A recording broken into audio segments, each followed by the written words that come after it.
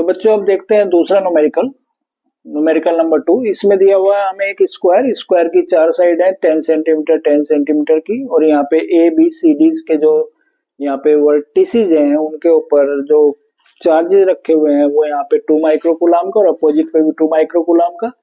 यहाँ पे D point पे रखा हुआ -5 माइक्रोकूलम, यहाँ पे भी बी पे -5 माइक्रोकूलम है। We have to find out what is the force at this 1 microcoulomb charge which is placed at the point O, which is the center of the square. Okay, तो हम क्या करते हैं यहां से पहले हम निकालते हैं AC को। AC हमें मिलेगी पाइथागोरस थ्योरम से, that will be equal to 10 का square plus 10 square, this will be equal to 10√2 centimetre, और इसको हम चेंज कर लेंगे 10√2 सेंटीमीटर को 10√2 इंटू 10 की पावर -2 मीटर में। ये हो गया हमारे पास AC, but we have to find out what is AO, क्योंकि हमें 2 माइक्रोकूलम और 1 माइक्रोकूलम के बीच का जो फोर्स निकालना है उसमें हमें AO की जरूरत पड़ेगी। तो AO इज इक्वल टू हो जाएगा हमारे पास इसका आधा यानी कि 5√2 इंटू 10⁻⁻2 मीटर। जितनी AO है उतनी BO होगी, उतनी DO और उतनी ही OC। Then AO is equal to BO is equal to CO is equal to OD, and this is equal to 5√2 into 10⁻⁻2 meter. Now we have to find out what is the force between 2 microcoulomb and 1 microcoulomb. It is F1 और along OC. तो F1 निकालते हैं यहां से, क्योंकि ये vector में चलेगा, सुपरपोजिशन प्रिंसिपल के अकॉर्डिंग ये न्यूमेरिकल है। तो F1 यहां से आएगा हमारे पास में according to the formula 9 into 10⁻⁹ into Q1। Q1 हमारे पास है 2 माइक्रोकूलम, इसको लिख सकते हैं 2 इंटू 10⁻⁻6। दूसरा है 1 माइक्रोकूलम, 1 माइक्रोकूलम को लिख सकते हैं 1 इंटू 10 की पावर -6 अपॉन हमारे पास डिस्टेंस है AO, ये है 5√2 इंटू 10⁻⁻2 और इसका स्क्वायर।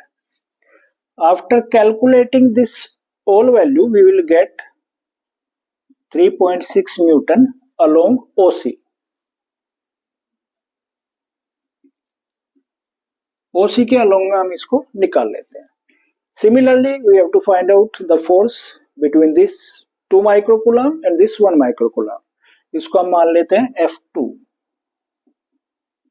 F2 भी आप कैलकुलेट करके देखेंगे तो F2 भी आपके पास आ जाएगा 3.6 Newton. Now this is along OA. Along OA. Then we have to find out F3, force between -5 microcoulomb and 1 microcoulomb. इसको हम मान लेते हैं F3. F3 भी आपके पास आएगा सेम 3.6 Newton along OB।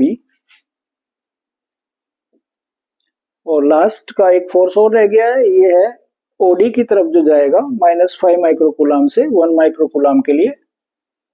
इसको ले लेते हैं F4 और F4 आ जाएगा same 3.6 Newton, but direction is along OD। अब अगर नेट फोर्स हमें यहाँ कैलकुलेट करना है इस पॉइंट पे, तो F नेट जो होगा that will be equal to, according to superposition principle, the vector sum of all the forces at this point O, F1 plus F2 plus F3 plus F4। But as you see, जैसे कि आप देखते हैं यहाँ पे कि ये force और ये फोर्स अपोजिट है, कैंसिल आउट हो जाएंगे। ये फोर्स और ये फोर्स है अपोजिट है, एक दूसरे के कैंसिल आउट हो जाएंगे। तो यहाँ पे जो F नेट आएगा वो आएगा 0। तो ये एनसीईआरटी का न्यूमेरिकल है, इसका टोटल फोर्स यहाँ पे आता है 0। ठीक है, इसको आप कैरी कर सकते हैं, देख सकते हैं किस तरीके से शॉर्ट ले सकते हैं। Thank you.